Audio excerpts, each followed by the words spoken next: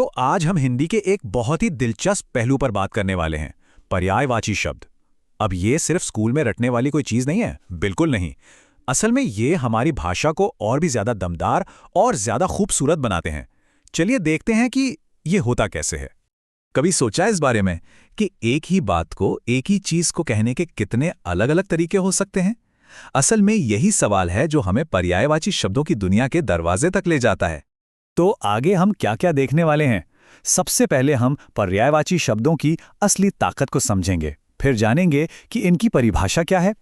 हम ये भी देखेंगे कि क्यों हर शब्द हर जगह फिट नहीं होता। इसके बाद कुछ बढ़िया उदाहरण देखेंगे और आखिर में बात करेंगे कि इस कला में माहिर कैसे बना जाए।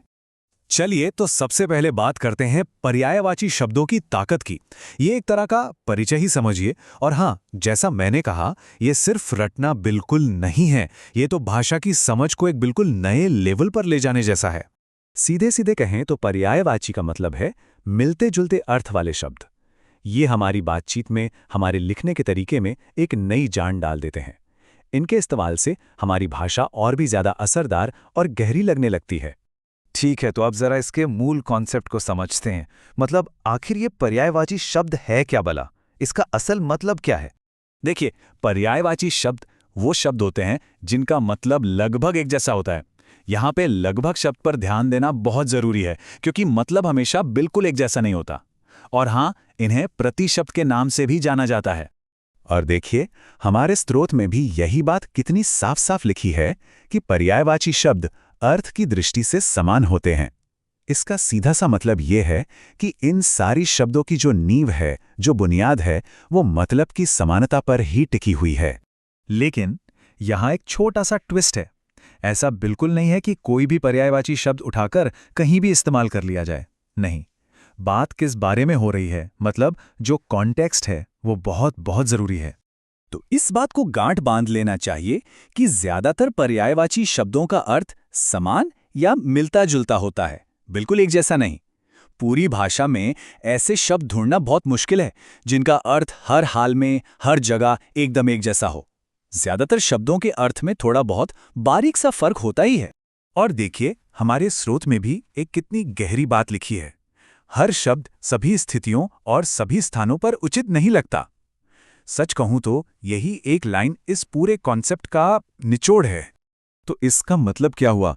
इसका मतलब ये हुआ कि सही शब्द चुनना कई चीजों पर निर्भर करता है। जैसे स्थिति क्या है, बात किस जगह पर हो रही है, कहने वाले का इरादा क्या है, वो कौन सा बारीक सा मतलब जोड़ना चाहता है, और हाँ, बात का इमोशनल टोन क्या है, ये सब मायने रखता है। तो थियरी तो बहुत हो गई। चलिए अब कुछ मजेदार उदाहरण देखते हैं। इनसे ये पूरा कॉन्सेप्ट और भी अच्छे से बिल्कुल साफ समझ में आ जाएगा। सबसे पहले प्रकृति से जुड़े कुछ शब्द देखते हैं, जैसे अग्नि यानी आग। इसके लिए हमारे पास पावक, अनल, वायुसखा जैसे शब्द हैं। या फिर आकाश, जिसे हम व्योम, गगन, अंबर, नभ भी कह सकते हैं।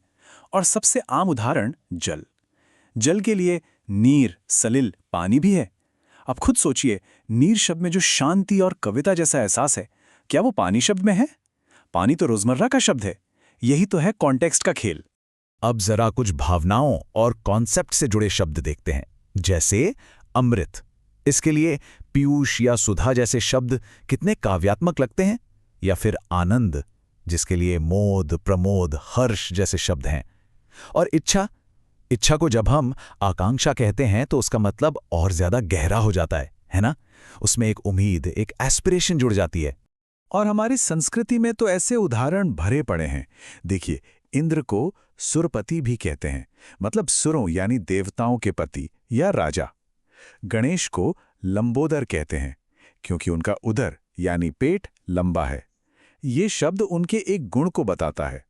और गंगा को भागीरथी भी कहते हैं, क्योंकि भागीरथ उन्हें धरती पर लाए थे। है ना कमाल?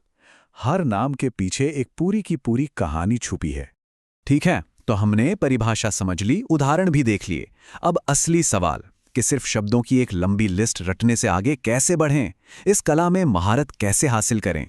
इसका रास्ता बहुत सीधा है, सिर्फ 3 कदम। पहला, परिभाषा को अच्छे से समझ लीजिए।